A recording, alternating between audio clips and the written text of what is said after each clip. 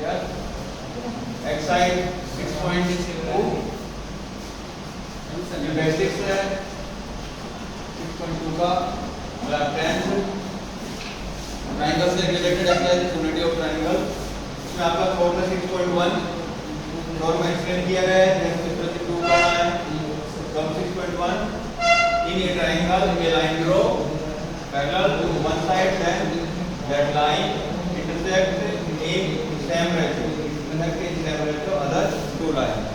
two sides जैसे एक triangle है मान लो हमारे पास एक ट्रायंगल है इसका नाम है A B C okay A B C में अगर हम एक ऐसी लाइन ड्रॉ करें जो बी सी के पैरेलल हो कौन C D E B C के parallel D E line draw करते हैं तो ये जो डी ई लाइन है ये दो पॉइंटों पे ए बी और ए सी को 2 पॉइंट्स पे इंटरसेक्ट करती है डी और ई पर और किस तरह से इंटरसेक्ट करती है इक्वल रेशियो में यहां पे रहते हैं डी ई पैरेलल गिवन है एडी अपॉन बीडी इक्वल होगा A upon EC AD upon BD equal होगा ए अपॉन ईसी अगर डी ई पैरेलल है डी ई बीसी के पैरेलल है तो AD upon BD A upon EC के क्या होगा इक्वल होगा ओके ये हमको प्रूव करना है वैसे तो ये पिछला पुराना जो सिलेबस है उसमें बड़ा क्वेश्चन होता था 6 मार्क्स का जब आता था बोर्ड में तब प्रूव करने के लिए दी जाती थी बट अब ये एक्सरसाइज 6 मार्क्स की नहीं रही ओनली 4 मार्क्स की है तो बोर्ड में आना तो इसका पॉसिबल नहीं है बट इससे रिलेटेड क्वेश्चन होंगे आपके 6.2 में पूरे लेकिन मैंने प्रूव करके दिखाया है कि AD upon BD A upon EC के इक्वल क्यों होता है कैसे होता है तो यहाँ से स्टार्ट किया प्रूव हमने पहले तो परपेंडिकुलर डाले DE parallel perpendicular AC and EF parallel perpendicular AB कहां पे देखो एक तो डाला मैंने डीई परपेंडिकुलर डाला आपने किससे एसी पर और एक डाला ईएफ इस पर एबी पर ओके एक तो डाला था हमने परपेंडिकुलर डीई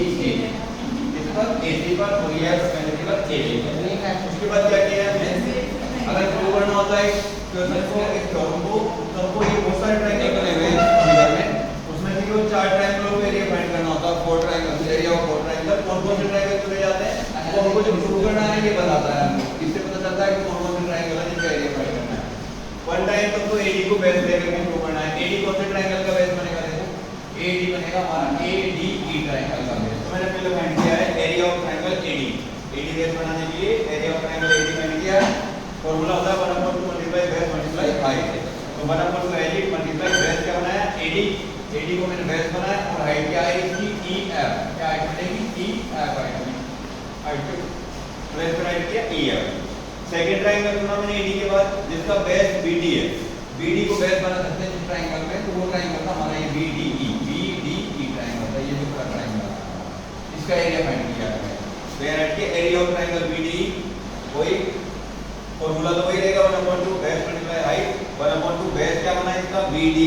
बीडी को बेस बनाया और हाइट क्या बनी ईएफ अब आपको भी इसमें ईएफ हाइट कैसे बन गई इस ट्रायंगल में ईएफ हाइट कैसे बन गई तो आप देखिए ईएफ जो परपेंडिकुलर डाला था कौन सी साइड पे डाला था एबी पर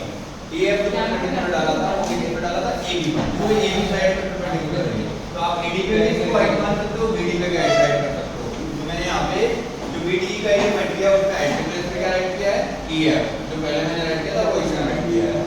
थर्ड जो ट्रायंगल में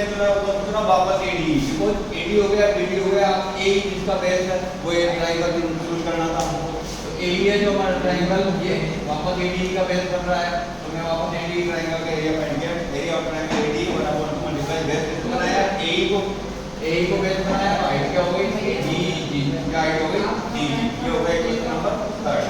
फोर्थ ट्रायंगल चुना मैंने सीडीई जो कि हमारे पास ईसी आ रहा है ना ये तो ईसी कौन सा ट्रायंगल का बेस हो सकता है ईसी ये हो गया सीई ये सीडीई ये जो ट्रायंगल है इसका बेस हो सकता है तो मैंने इसका एरिया फाइंड किया ट्रायंगल सीडीई का 1/2 मल्टीप्लाई सीई को बेस बनाया और डीई क्या हो जाएगा हाइट सीई तो हो गया इसका बेस और हाइट में बनेगी इसकी वही डीई जो आपने इस ट्रायंगल में यूज की बिकॉज़ ये जो डीई है ये किस पे है एसी पर परपेंडिकुलर है डीई एसी पर परपेंडिकुलर है इसलिए दोनों में स्टेप राइट कर सकते हैं ये क्वेश्चन 4 हो गया आगे ऐड किया मैंने program first and second first second में क्या है देखो एडी अपॉन बीडीई बनाया मैंने रेशियो बनाया है तो रेशियो बनाना था मुझे area of triangle AD upon area of triangle BD area of triangle AD कितना था हमारे पास 1/2 मल्टीप्लाई एडी मल्टीप्लाई ईएफ तो यहाँ राइट किया 1/2 multiply AD multiply EF upon area of triangle BD क्या था हमारे पास ये आ रहा था 1/2 AD multiply EF 1/2 AD multiply multiply EF। तो 1/2 से 1/2 बन गया, EF तो EF क्या रहेगा हमारे पास AD अपॉन BD। ये फ्रॉम इक्वेशन फर्स्ट और सेकंड से किया था। अब करते हैं थर्ड और फोर्थ से, वापस रेट बनाते हैं फ्रॉम इक्वेशन थर्ड और fourth. Area of triangle ADE upon area of triangle CDE, ADE upon CD, इन दोनों ट्रायंगलों को चुना है थर्ड और फोर्थ के लिए। तो रेशियो बनाया, उसके बाद वैल्यू की AD के लिए वैल्यू तो हमारे पास 1/2 AE मल्टीप्लाई DE, या राइट क्या 1/2 AE मल्टीप्लाई DE, और जो CD के लिए था हमारा value 1/2 multiply CE multiply DE, 1/2 multiply CE multiply DE। तो यहाँ पे वैल्यू कट गया, यहाँ पे 1/2 से 1/2 कट गया, DE से DE कट गया, तो हमारे पास क्या रह गया AE अपॉन CE रहेगा। अब देखिए हमारे पास AD अपॉन BD भी आ गया, AE अपॉन CE भी आ गया, बट हमको इक्वल प्रूव करना है दोनों को। तो इक्वल प्रूव करने के लिए क्या करेंगे, एक तो देखिए हमने AD ट्रायंगल का टोटल एरिया फाइंड किया 1 और ये 2, एक ही ट्रायंगल का एरिया 2 टाइम फाइंड किया अलग अलग बेस लेकर। तो आप अलग अलग बेस लेकर के एक ही ट्रायंगल का एरिया फाइंड करेंगे तो एरिया तो इक्वल आएगा। तो यहाँ पे राइट पे हमने ट्रायंगल ADE इक्वल है एरिया ऑफ ट्रायंगल ADE की कॉमन है ट्रायंगल है, ये ट्रायंगल का टोटल फाइंड किया है। बाकी जो ट्रायंगल बच रहे हैं हमारे पास वो कौन से बच रहे हैं, वो बच रहा है BDE और CDE। ये दोनों क्यों इक्वल होंगे, BDE इक्वल होगा एरिया CDE के, एरिया ऑफ BDE इक्वल होगा एरिया ऑफ CDE के बाय थॉट। ये थॉट कहाँ है, ये हमारे क्लास 9th में है, क्लास 9th में पढ़ी हमने ये थॉट। इसमें ये कहा जाता था कि एक ही पैरेलल लाइन के क्या बोलते हैं कॉमन बेस पर अगर कोई ट्रायंगल होता है पैरेलल लाइन के बिटवीन, तो वो ट्रायंगल एरिया में क्या होता है इक्वल होता है। तो उस दोनों का एरिया इक्वल हो गया। जब ये दोनों